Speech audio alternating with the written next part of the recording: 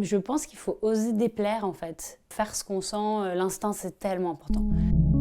Il y a eu un déclic en 2016 où je crois que j'avais 25-26 ans à ce moment-là et je peux le dire, j'ai un peu mis les doigts dans la prise quoi. Où en fait c'était inévitable que d'arriver à s'exprimer dans un médium quel qu'il soit, qui avait cette volonté de raconter des histoires, mais j'étais beaucoup dans les projets des autres et pas dans les miens. Aujourd'hui, je le vois comme un cadeau en fait, ce moment. C'est devenu comme inévitable que d'arriver à transformer ce que je ressens. Je lâche complètement avec ce qu'on m'a dit, parce que j'étais bonne élève, donc du coup il y avait toujours cette injonction à faire bien quoi.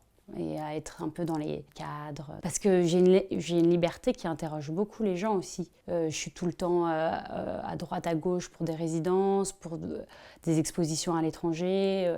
C'est une liberté qui peut être un peu intrigante, en tout cas. Je pense que le modèle féminin de ma mère était très inspirant. Et je viens d'une famille de femmes, j'ai 3 sœurs. Ma grand-mère avait que des sœurs. Enfin, c'est vraiment une famille, c'est un matriarcat, quoi. C'est les femmes qui font notre famille, quoi. Je pense que ça donne un regard sur le féminin qui est différent, où en fait, on peut que compter sur soi-même. Mais en tout cas, j'ai toujours que compter sur moi, et je vois que cette philosophie aussi de se mettre des contraintes financières, moi, je sais que ça me bouge. Mais j'aime bien, en fait, ça me stimule.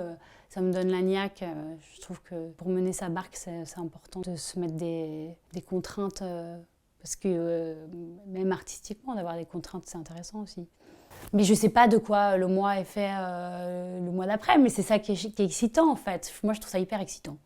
La vie et le travail se mêlent et c'est ça que j'aime en fait, c'est que tout est création, un café avec quelqu'un va pouvoir me nourrir. C'est très important en fait les moments de vie parce qu'ils nous nourrissent énormément et moi je chope un peu à droite, à gauche et j'ai vraiment cette idée de composition et justement je réalise des surimpressions et je pense que c'est pas un hasard, c'est qu'il y a toujours eu cette volonté de raconter quelque chose et la surimpression justement ce sont 2 images et donc ça crée comme un mouvement. Je trouve qu'Instagram est vraiment pour le coup assez incroyable parce que les galeries y sont, les curateurs d'expo y sont, les art advisors aussi. Enfin, alors on peut être noyé, hein, mais à nous que de nourrir de la bonne manière en fait et de l'utiliser de la bonne manière, c'est comme pour beaucoup d'outils. Et c'est vrai que pour ça, Instagram, on peut regarder, on peut découvrir. C'est facile de montrer son travail.